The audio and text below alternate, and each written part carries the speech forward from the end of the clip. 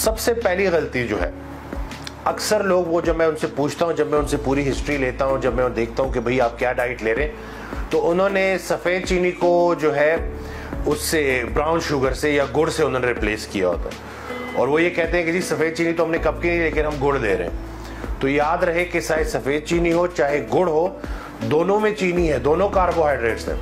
तो अगर खून में आपके शीरा ज़्यादा है तो आपने ऊपर से खाना बंद करना है। तो चाहे वाइट शुगर हो ब्राउन शुगर हो, उससे आपने दूर रहना है।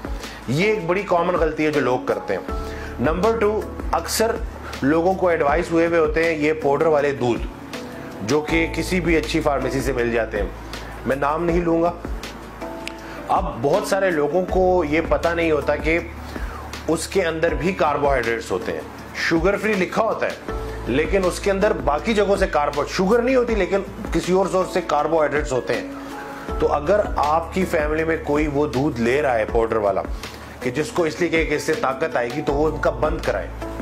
कोशिश करें कि उन्हें यखनी पिलाएं, उन्हें अंडे की जर्दी जो है वो खिलाएं। इसी तरह से जो ये दुम्बे की चर्बी होती है ये थोड़ा सा उनको इनटेक कराएं, क्योंकि ये जो फैट है ना ये इंसुलिन को रिलीज नहीं करता और फैट के लिए हमें ज्यादा इंसुलिन की रिक्वायरमेंट होती नहीं है। तो डाइटरी फैट उनका बेहतर करें। अगर ताकत देनी भी है तो खुराक में गोश्त प्रोटीन पूरी करके अंडों के जरिए, या हेल्दी फैट देसी घी मक्खन, या जो दुम्बे की चर्बी मैंने बोली इसके तिक्के बना के उनको खिला दें। तो आपने अगर दूध ये ले रहे हैं ना पाउडर वाला, तो इसको आपने स्टॉप करना है। ये आपको नुकसान दे रहा है क्योंकि इसके अंदर भी कार्बोहाइड्रेट्स हैं।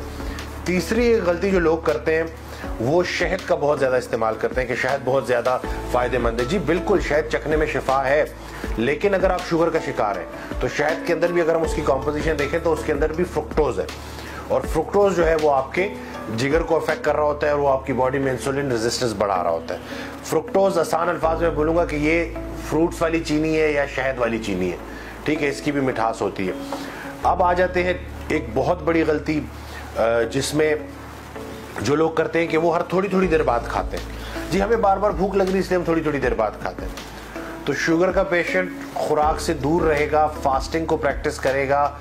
जितना ज्यादा बड़ा गैप होगा एक खुराक के और दूसरे खुराक के बीच में, उतना शुगर के पेशेंट के लिए फायदेमंद है, उतना ही वो इंसुलिन लेवल्स रेजिस्टेंस जो है उनकी वो नीचे आएगी। इसी तरह से लास्ट में एक और बड़ी कॉमन गलती है जो लोग कर रहे होते हैं, और वो जो है बहुत से लोगों को लगता भी नहीं है कि वो गलती है, क्योंकि हमने इतना अरसा फ्रूट्स को बड़ा अच्छा शो किया कि जो फ्रूट्स हैं वो आप खाएं, फ्रूट्स में तो वाइटामिन होते हैं, फ्रूट्स में वाइटामिन होते हैं, लेकिन उसके साथ चीनी भी होती है। और वो चीनी जो है बहुत खतरनाक होती है शुगर के मरीजों के लिए, क्योंकि याद रहे कि आपका पूरा जिस्म शीरे में डूबा हुआ है।